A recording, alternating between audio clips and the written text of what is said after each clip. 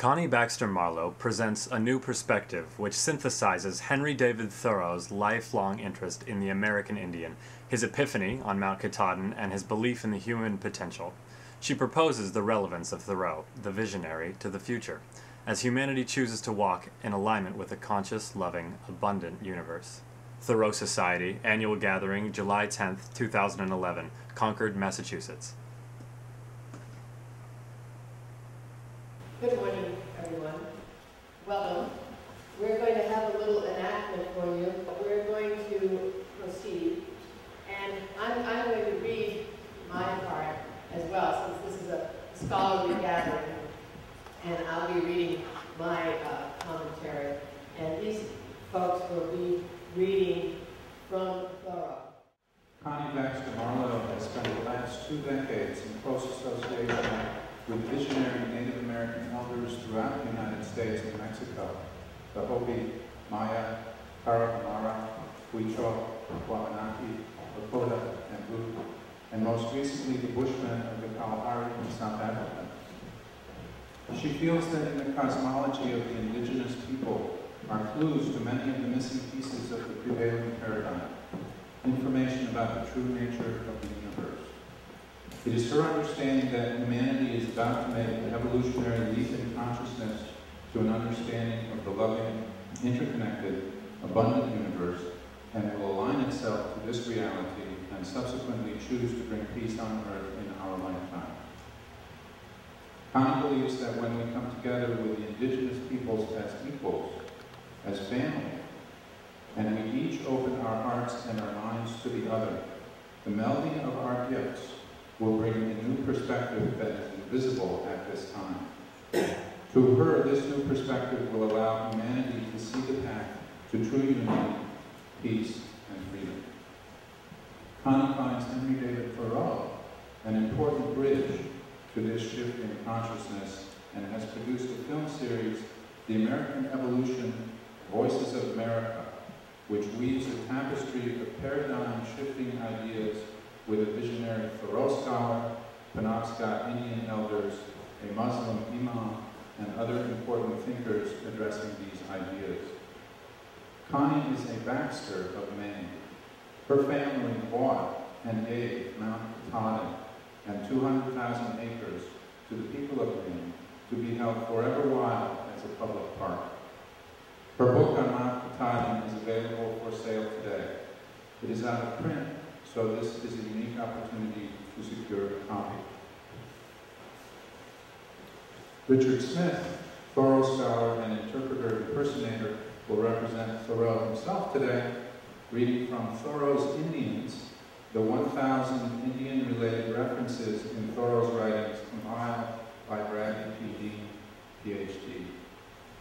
Maria Gerard, former director of Penobscot Nation Cultural Historic Preservation, represents Joe Polis, Thoreau's Indian guide, also reading from Thoreau's Indians. According to Ralph Waldo Emerson and others, Joe Polis was one of 3 in Thoreau's pantheon of heroes, along with John Brown and Walt Whitman. Thank you, Michael.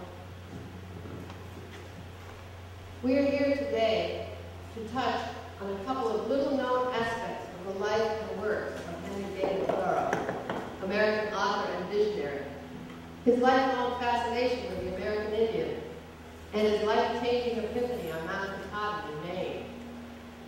I believe these aspects, once understood, will be significant for humanity's evolution of consciousness. I will be screening clips from the American Evolution Voices of America series, which will cover many more details on these subjects, with the late Bradley, visionary Thoreau scholar, Richard Smith, Thoreau interpreter, and Arnie Neptune, Penobscot elder, discussing these matters. The simplest way to cut to the chase of what I am driving at today is to say that we will be addressing the mystical nature of the universe. The universe is wider than our view of it. We all know that quote. Wrote Thoreau in the last chapter of Walden. This wider reality is the one we will be looking at. Why? Because I believe that humanity is about to evolutionary leap into seeing and experiencing this reality, just as the transcendentalists Thoreau and Emerson did, and the mystics, visionaries, and indigenous peoples of the world do.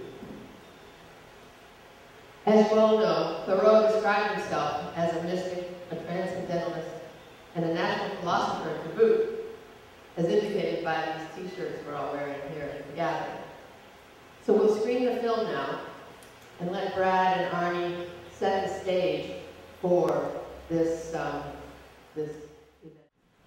We're going to take Thoreau the next step by looking at him, his life, and his work from a different perspective, from a future Thoreau envisioned, looking back. In his writing, Thoreau alludes to the future, to the possible human, and the importance of the message carried by the arrowhead from the indigenous mind. We're going to show you a Thoreau and the Indian he experienced, give you some ideas to ponder, and suggest a synthesis from which we can all open to a larger reality and take the human potential up a notch to the place Thoreau dedicated his life to modeling. Many of the quotes you'll be hearing here today are in the film series, part 2 of my film series that's available here today. Thoreau made 3 excursions to the Maine woods, where he hired Indian guides to study their ways. On his first excursion to Mount Katahdin in September of 1846, the Indian guide he hired, Louis Neptune, failed to appear. Thoreau and his companions ended up climbing Katahdin without a guide. And on this climb, Thoreau experienced his life-changing epiphany, described so eloquently in the contact passage that you just heard here. On Thoreau's second excursion to Maine, he hired Joe A. Atkin, son of the governor, as his guide on a moose hunting expedition in 1853. And in 1857, on his last trip to Maine, he hired Joe Polis as his guide. Thoreau died 5 years later in 1862 after taking a trip to Minnesota, where he also explored Indian culture. The relationship that developed between Thoreau and Polis during his last Maine excursion was to solidify in Thoreau's mind the importance of the Indian experience. Thoreau had been fascinated by the Indian from childhood. He saw that the Indian could see what he could see. He bemoaned the limitations of the modern society, and as a mystic and transcendentalist, resonated to an expanded reality. He possessed the ability to see and sense the spirit that is at the essence of all life. And from this vantage point, he could envision a society made up of the true human, acting from a connectedness that is foreign to most people at this time. Why was Joe Polis one of 3 of Thoreau's heroes? Because, as Brad Keene points out, Joe exemplified Thoreau's dream of the synthesis of the mystical indigenous connection to nature, to what I call the conscious loving universe, with the worldly man who could function in the modern times, exhibiting capabilities which I see as the emerging human, whose choices will take humanity closer to realizing our full potential as loving beings walking in balance. To me, this is the evolutionary leap of humanity.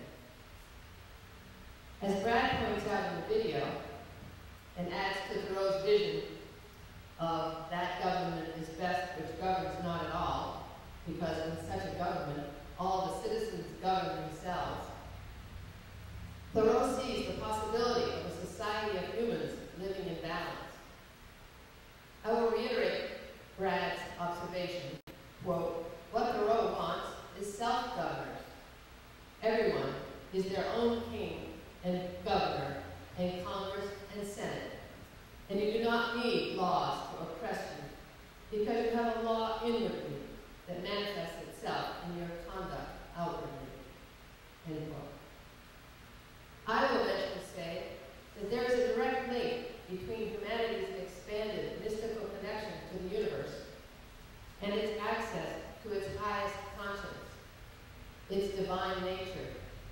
that the message carried to the future by the arrowhead is the possibility of life lived in alignment with the oneness of creation and the sacredness of all things, concepts that lie at the foundation of indigenous cosmology. In a little book called Mystics as a Force for Change, an Indian named Ghost, G-H-O-S-E, states, quote, mysticism proposes a revolution from above and by consciousness. To say technology is the grammar of the future is dangerous nonsense. Technique and transcendence must learn to work together. What would be the beginning of the total man and totality thinking? That would be the beginning of the total man and totality thinking. And the individuals who will most help humanity in the hour of crisis are those who recognize a will to change from within as a step to a total change in our relationship with reality, the harmony of the whole. The issue is plain.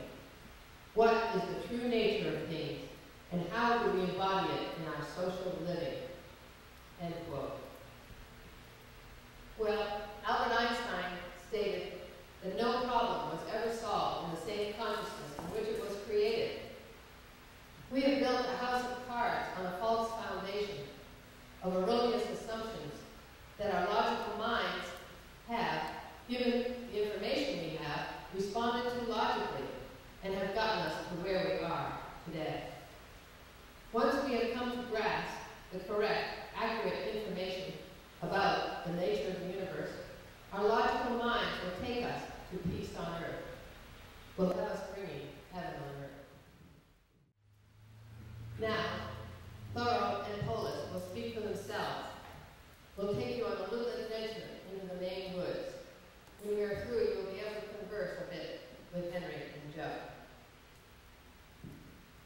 This experience with Polis was so significant to Thoreau that he would not immediately publish his account of the excursion for fear of offending Polis. On his deathbed, Thoreau's last words were Indian and moose. Thoreau and the Indian transcend the experience of the everyday man.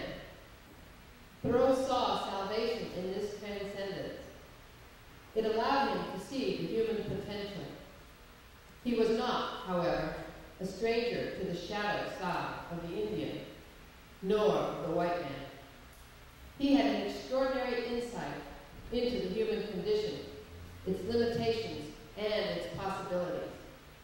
His dream was to inspire his readers, the human race, to a higher place. The truth will set us free, and each race must acknowledge the dichotomy of its light and its shadow. Thoreau expresses this dichotomy in the following passage. Every race, every human has a light and a shadow side. We cannot burden anyone with the idea that he has no shadow. Each race has passed through dark hours in our evolution. Without rose-colored glasses, Thoreau could see beyond our limitations to the higher truths, because he shared a reality with the Indian from which he could see possibilities. Joe will now read Thoreau's writings that indicate this transcendence. I thought I might tell you a tiny bit of information you might enjoy. How Walden Pond got its name. You folks may know this. Thoreau tells us in Walden, my townsmen have all heard the tradition. The oldest people tell me that they heard it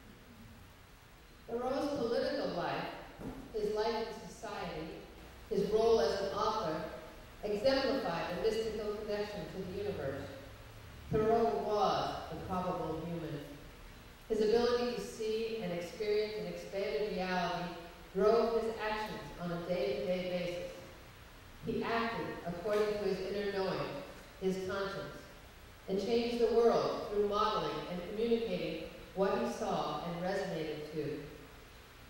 He dreamt of a nation of individuals operating in freedom that would actualize on Earth the highest human potential and the power of the universe.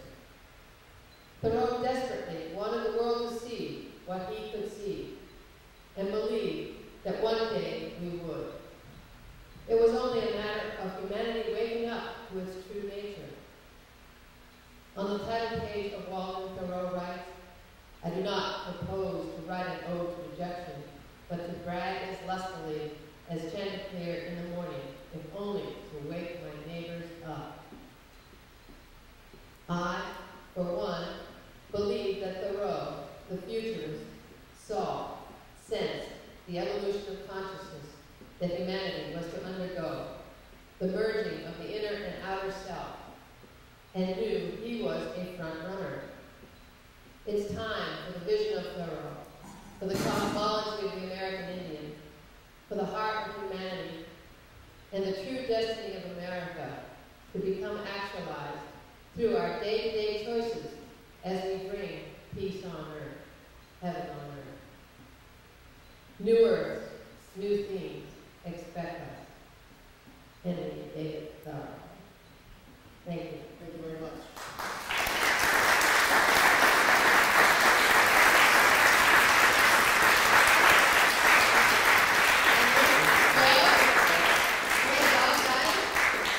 And I want to thank Juliet and Ken Turkington Wheeler for their help in bringing the props and for housing me and Joe and John and Peter Alton's kind offer housing. So we're now going to have a little chat. If you guys have any questions, you feel free to ask any. I'm not sure if we're going to be in character. But if you have any questions about any of this, feel free to ask. Now's the time. So you can ask Richard, or you can ask Henry, you can ask Maria, or you